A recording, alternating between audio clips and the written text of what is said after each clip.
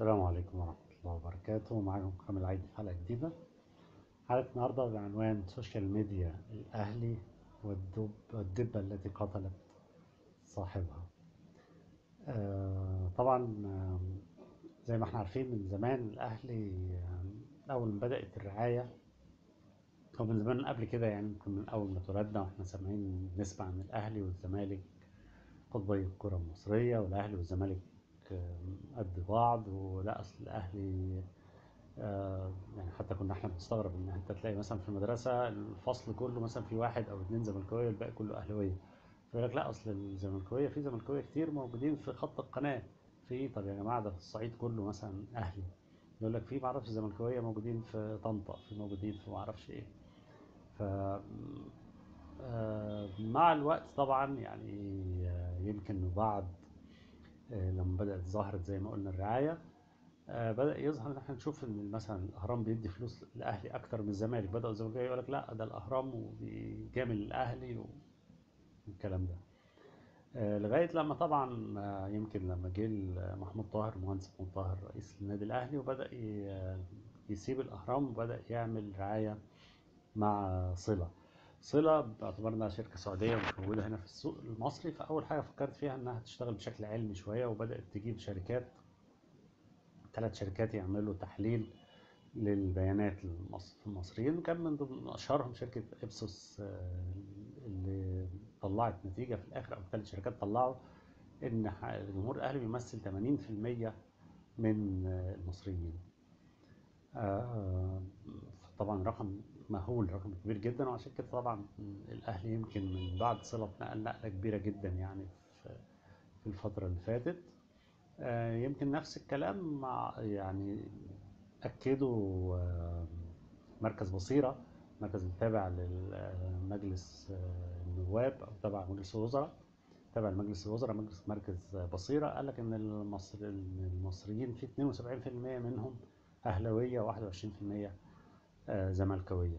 طبعا باختلاف بقى 80 ل 72، اختلاف نفسها الشريحة اللي عملوا عليها أو ايا كان يعني الطريقه. بس في الاخر احنا بنتكلم في اكتر من 3 اضعاف مثلا او حاجه كده او اكتر. سواء يعني 3 اضعاف في بصيره او اكتر بالنسبه لابسوس. طبعا الموضوع ده طبعا موضح كذب الزملكاويه، او اللي كانوا بيقولوا ان احنا جمهور الاهلي والزمالك قد بعض ونفس الشعبيه والكلام ده. طبعا فند كل القصه دي. آه، طبعا وجود زي ما قلنا الاهلي، وزي ما قلنا الاهلي وجوده في كمان في السوشيال ميديا بقى لما بدات تظهر، وان الاهلي من اكبر انديه العالم تواصل على السوشيال ميديا. طبعا ده فرق كتير جدا بالنسبه للرعايه بتاعه الاهلي.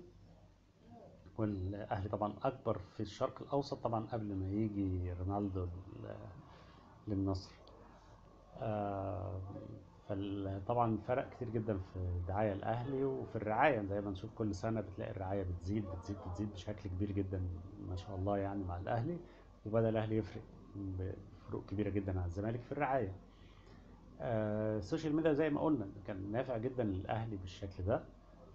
محدش يقدر ينكر برضو وجود الأهلي. طبعا في فرق، أنا بحب أوضح إن الفرق بين جمهور الأهلي، الجمهور اللي هو بتاع الاستاد اللي موجود حتى لغايه دلوقتي اللي بيبقوا موجودين في الملاعب، وجمهور السوشيال ميديا. جمهور السوشيال ميديا رغم زي ما قلنا قوته، وانه فرق جدا في رعايه الاهلي، لكنه احيانا بيبقى هو الدبه اللي قتلت صاحبها.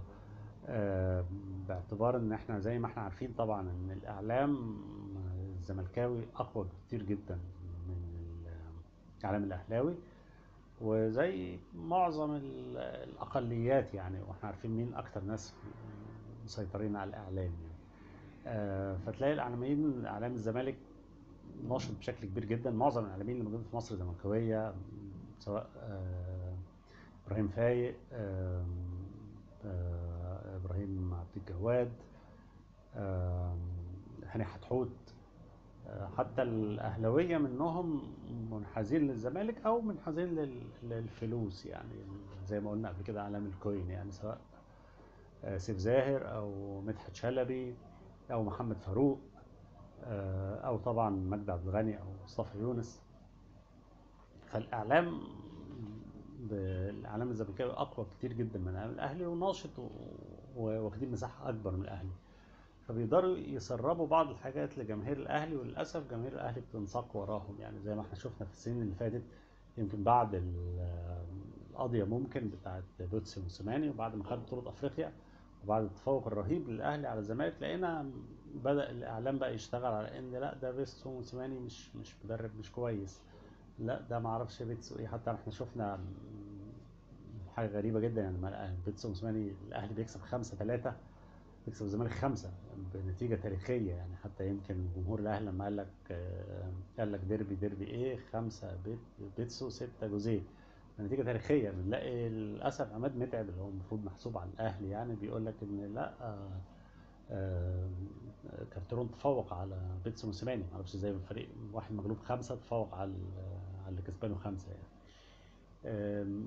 طبعا مع الضغوط بقى، توالي الضغوط، ورغم انه كان واخد بطولتين افريقيا ورا بعض، ورغم تفوقه الكاسح على الزمالك في كل المباريات اللي لعبها تقريبا، يعني هو بيتسو لعب قصاد الزمالك وهو بيدرب الأهلي، لعب 4 دوري وواحدة سوبر كسب 3، 4 دوري وواحدة أفريقيا كسب 3 وتعادل 2، ما خسرش خالص من الزمالك.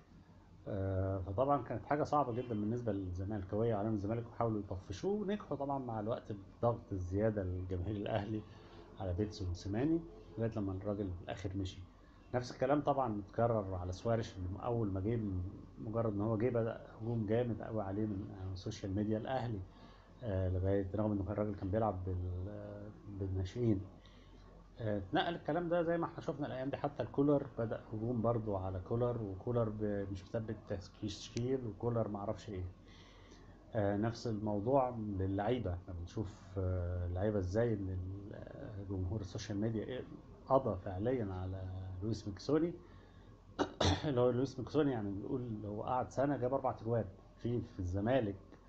مفيش حد في اعتقد في محترفين الزمالك جاب الرقم ده، ان هو يجيب 4 تجوان في موسم. جناح جايب 4 تجوان، رقم جيد جدا يعني. ومع ذلك كل الناس بتهاجمه لغايه دلوقتي، بيهاجموا لويس ميكسوني. انا بالمناسبه ما بقولش ان هو كويس يعني، بس هو يمكن لو الجمهور كان واقف معاه شويه كان كمل يعني.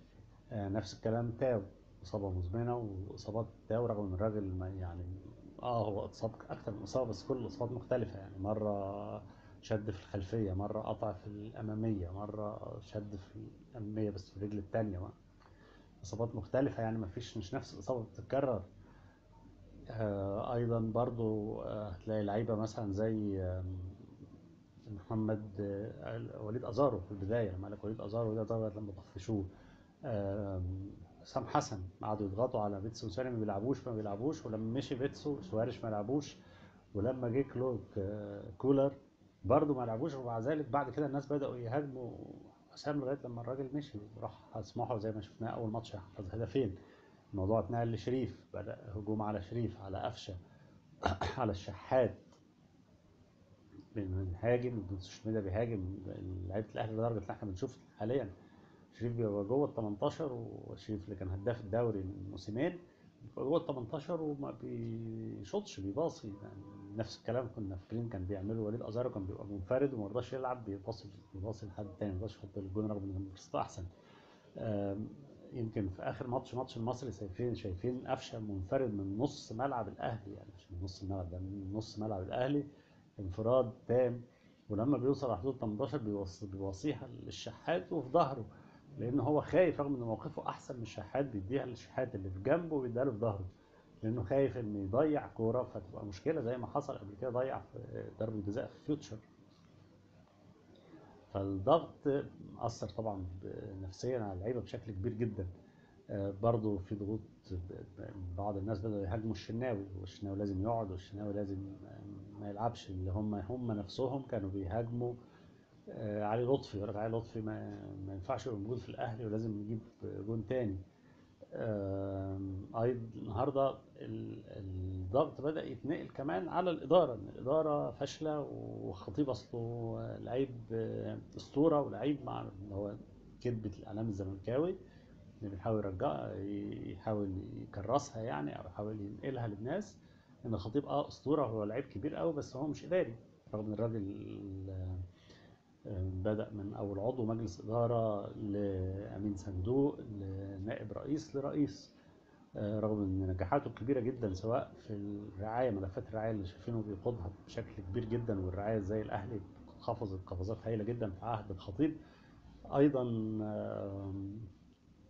انجازاته في الحزمه الاقتصاديه، سواء اللي عملها في المره اللي فاتت في فتره المجلس اللي فات، او حتى في فروع النادي الكتيره اللي هي بعد الفرع الشيخ زايد. هو كمل فرع الشيخ زايد بعد محمود طاهر، وعمل فرع النهارده خلاص فرع التجمع خلص، بس ناقص افتتاحه بس. فنجاحات خطيب كتيره جدا يعني. النهارده بنلاقي برضو الضغط بقى مستمر النهارده على الاهلي، فين المهاجم الاجنبي، فين المهاجم الاجنبي، فين المهاجم الاجنبي، رغم ان الاهلي في بدايه الموسم كان بالفعل جايب مهاجم، اللي هو يعني الاهلي كان عنده 4 لعيبه اجانب، اللي هم او كان عنده 3 يعني، اللي هم علي معلول وديانج وبيرستاو، وجاب برونو سافيو، وكان جايب فعلا فايز سليماني. وكان خلاص اتعاقد معاه، لولا ان كولر جه قال لك لا انا مش محتاجه. برضه يمكن جاب لعيبه مصريين، جاب شادي حسين، وجاب ميسي، وكان على بعد خطوات خلاص بيخلص مع مصطفى شلبي، لكن كولر نفسه قال لك انا مش محتاجه كتير يعني، المبلغ المطلوب فيه. والراجل حتى طلع في المؤتمر قال لك انا عايز اشوف اللعيبه، كنت محتاج اشوف اللعيبه، فانا ما كنتش مش محتاج اللعيبه يعني، محتاج اشوف اللعيبه اكتر، فما كنتش عايز هجيب حد من بره. يمكن قال حاجه شبه كده يعني في المؤتمر. النهارده بدأ كولر قال ان انا عايز مهاجم اجنبي، وده اللي بيحصل يعني. حتى الاهلي فعلا جاب مهاجم، مش ما جابش يعني. الناس بيقولوا ان فين المهاجم، فين المهاجم، المفروض كان يبقى موجود من اول يناير. الاهلي هو يعتبر من اكتر الفرق، ما كانش هو الاكتر يعني، في اللي عملوا تدعيمات في شهر يناير يعني. الاهلي حتى الان جاب كريستو، وجاب خالد عبد الفتاح، وجاب خالد فتح اعاره يعني بنيه البيع، وجاب مروان عطيه، جاب 3 لعيبه. في الوقت اللي مثلا الزمالك اللي هو المنافس مباشر يعني، بغض النظر ان هو حاليا ثالث، لكنه في بداية الموسم هو يعني كان في مشاكل في حكاية انه فترة القيد كان موقوف. فاللعيبة اللي جابهم كلهم، كل الصفقات اللي جابها فشلت، سواء نضاي اللي عنده إصابة مزمنة لغاية دلوقتي ما بيلعبش من بداية الموسم، أو زكريا الوردي اللي فسخ عقده بالتراضي، أو سامسون أنطونيولو اللي احنا كلنا شايفينه عامل ازاي يعني، لعيب ما ينفعش انه يلعب كورة. او حتى الصفقات المصريه يعني، شفنا عمر جابر ما بيلعبش، حتى الزملكاويه نفسهم متضايقين منه وعايزينه يمشي. عمرو السيسي مستوى سيء جدا. الزناري في وقت الزمالك ما عندوش دفاع، ما هو ما بيلعبش يعني، بعد ما الشناوي بعد ما الونش اتكسر حتى ما بيلعبش، مش له مكان. قلنا عمرو السيسي برضه مستوى متدني جدا. فاعتقد كل صفقات الزمالك فاشله يعني، وبعكس صفقات الاهلي يعني. برونو سافيو جاب جون في السوبر. يمكن في مشكلة اعتقد يعني ان هو نبع من اللغة، لان يعني لو نتذكر تقريبا كل اللعيبة اللي بيتكلموا برتغالي مفيش حد منهم نجح في مصر، سواء جونيور او كان بينو قبله، او حتى افيلينو، او اخيرا ميكيسوني. كل دول بيتكلموا برتغالي ما فيش حد منهم نجح، او كاستيلو برضو، بس كاستيلو بيتكلم اسباني يعني، سواء اسباني او برتغالي، باعتبار ان ما فيش حد من المصريين بيتكلموا فيها. فالتم اللعيبه الاصحاب اللغات الغريبه دي ما بيندمجوش بسرعه في المجتمع المصري يعني. فكلهم فشلوا، ما فيش غير يمكن جilberto وفلافيو لانهم كانوا موجودين الاثنين مع بعض في نفس الوقت. اعتقد دي مأثرة شوية من برونو سافيو اللي جاب جون في السوبر كلنا يعني، ما هو اللي كسب يعتبر الاهلي السوبر بالهدف الاولاني. وان شاء الله هيندمج مع الوقت يعني. وبالنسبه للمهاجم زي ما قلنا، الاهلي جاب فعلا عبد العزيز يعقوبه، لكن المشكله ان بعد ما جابه الكشف الطبي قال ان في ممكن يحصل له اصابات، عشان ما كان عمل عمليتين رباط صليبي في نفس الركبه، فممكن مع الوقت يحصل له اصابات بعد كده. فهل يعني انت كنت عايز ده يجي ويلعب ويجي اول ماتش يتكسر زي ما حصل مثلا كنت منسح مثلا، لعب اول ماتش واصيب برباط صليبي حظه، انت هتلعب في، يعني حتى رأي الجهاز الطبي قال لك ان انت هتلعب في ملاعب في افريقيا ومطر، وملاعب شايفين افريقيا بتبقى بطن بطاطس يعني بتلعب فيهم، غير الملاعب المصرية، المحلة، ملعب المحلة وملعب برج العرب زي ما شفنا كان عامل ازاي، يعني لما الدنيا المطر بينزل فيه. رغم ان برج العرب استاد كويس يعني، لكن لما بيحصل مطره بتبقى ازمه يعني، او اي ملاعب مصريه لما بيحصل فيها مطره بتبقى ازمه. فانت بالفعل جبت العيب يعني النهارده. انت بتتكلم في لاعب تاني، وبعدين حسب كلام اكتر من حد من داخل النادي يعني اكدوا ان المشكله في اللاعب الاجنبي هي مشكله اكبر من كولر، لان كولر بعد ما كانوا اتفقوا يعني على يعقوب نمره واحد، وكان في نمره اثنين ونمره ثلاثه، فهم بيتكلموا مع اثنين او ثلاثه، فكان هو شاف حد تاني، فبدأوا يتكلموا مع التاني فمحتاجة وقت إن شاء الله يعني. بإذن الله هيجيبوا مهاجم أجنبي، وفي كلام عن بورخا طبعا الجناح. الجناح، وفي محاولات طبعا مع عمر كمال، لكن فيوتشر رافض. فالأهلي فعلا الإدارة مش ساكتة يعني. فأتمنى إن طبعا الكلام اللي أنا بقوله يعني أنا عارف إن الجمهور خايف، بس للأسف إنه مزقوق من الإعلام وماشي ورا إعلام الزمالك، رغم إن المفروض السوشيال ميديا بتاعت الأهلي تبقى أقوى من كده، بدل ما أنت بتضغط على اللعيبة.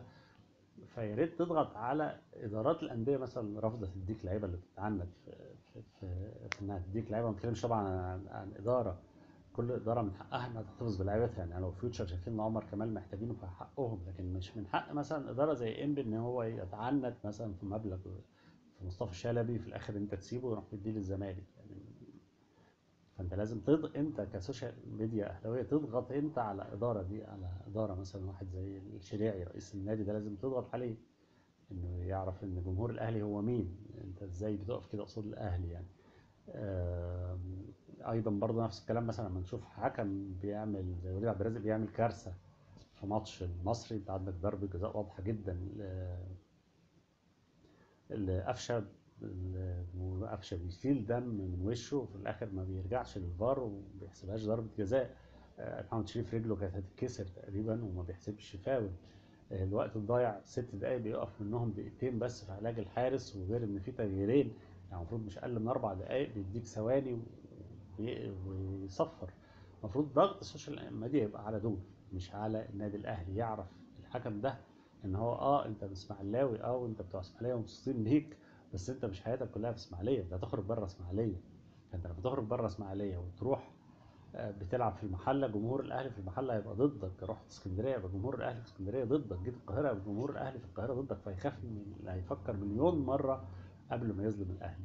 ده قوه السوشيال ميديا. الاهلي اتمنى انها تتوجه ضد اعداء الاهلي، مش ضد لعيبه الاهلي.